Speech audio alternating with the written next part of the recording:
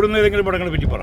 ജോട്ടാ, ഈ 2025 കാലഘട്ടങ്ങളിൽ ഇങ്ങോട്ട് വരുമ്പോൾ നമ്മളുടെ യുവതലമുറ ലഹരിയുടെ പിടിയിൽ ഇപ്പോൾ കൊല ചെയ്തുകൊണ്ടിരിക്കുന്നത് വാർത്തകളാണ് ഇപ്പോൾ വന്നുകൊണ്ടിരിക്കുന്നത്.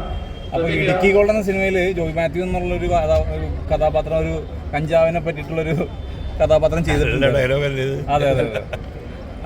അപ്പോൾ ഇന്നത്തെ തലമുറ ഈ ലഹരിയുടെ പിന്നിൽ കാട്ടിക്കൂട്ടുന്ന ഇത്തരം കൊലകൾക്കൊക്കെ പങ്കുണ്ടെന്ന് വിശ്വസിക്കുന്നുണ്ടോ? സിനിമയ്ക്ക് എന്തെങ്കിലും പങ്കുണ്ടെന്ന് വിശ്വസിക്കുന്നുണ്ടോ?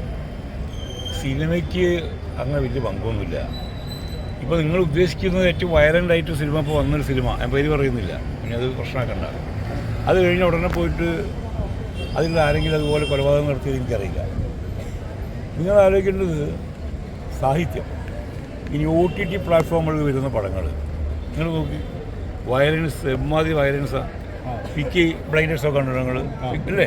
അതുപോലെ നിരവധി സിനിമകളുണ്ട്. ഇപ്പോൾ നമ്മളൊക്കെ തന്നെ മൊബൈലിൽ കുട്ടികൾ കാണുന്ന പടങ്ങൾ OTT വരുന്ന പടങ്ങളാണ്. വീട്ടിൽ പോയാൽ OTT പടങ്ങളുണ്ട്.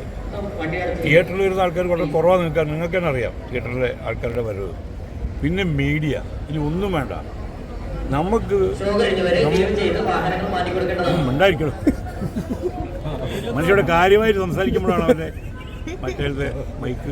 വാഹനം മാറ്റുന്നില്ല.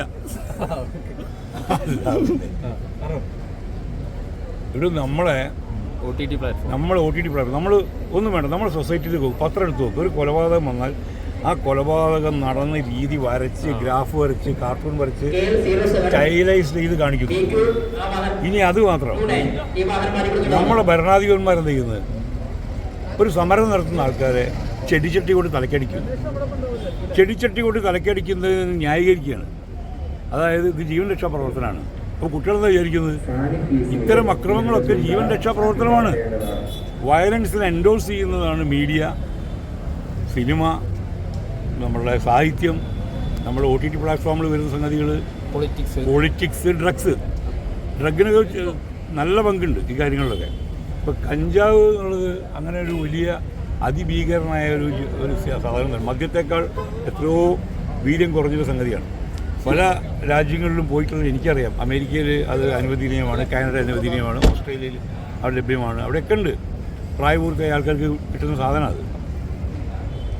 അത്. കഞ്ചാവ് വലിച്ചിട്ടുള്ള ആൾ അക്രമം കാണിച്ചത് വളരെ റയറായിട്ടുണ്ടാവാം. അതിനേക്കാൾ കൂടുതൽ മദ്യപിച്ചിട്ടല്ലേ. ഇവിടെ ഏറ്റവും അധികം ബാറുകളാണുള്ളത്. മദ്യവർജനത്തിനെതിരെയാണ് ഞങ്ങളുടെ നിലപാട് എന്നൊക്കെ പറഞ്ഞ സർക്കാർ ബാർ നിയന്ത്രിക്കുന്നു പറഞ്ഞിട്ട് ഇപ്പോൾ ബാർ കൂടിയിട്ടുള്ള ഒരു ഇതുള്ളൂ. അത് ഈ സർക്കാരിനെ പറ്റി പറയാൻ തുടങ്ങിയ ഇപ്പോൾ ഈ സമയം മതിയാവില്ല, ഭയങ്കര ധൈര്യമാണ്. ഞങ്ങൾ പറഞ്ഞുകൊണ്ടിരിക്കുന്നുണ്ട് കേട്ടോ. സമയം തന്നെ. ശരി, അപ്പം ഡ്രഗിനെതിരെ നമുക്ക് പടപൊരുതാം. ഓക്കെ,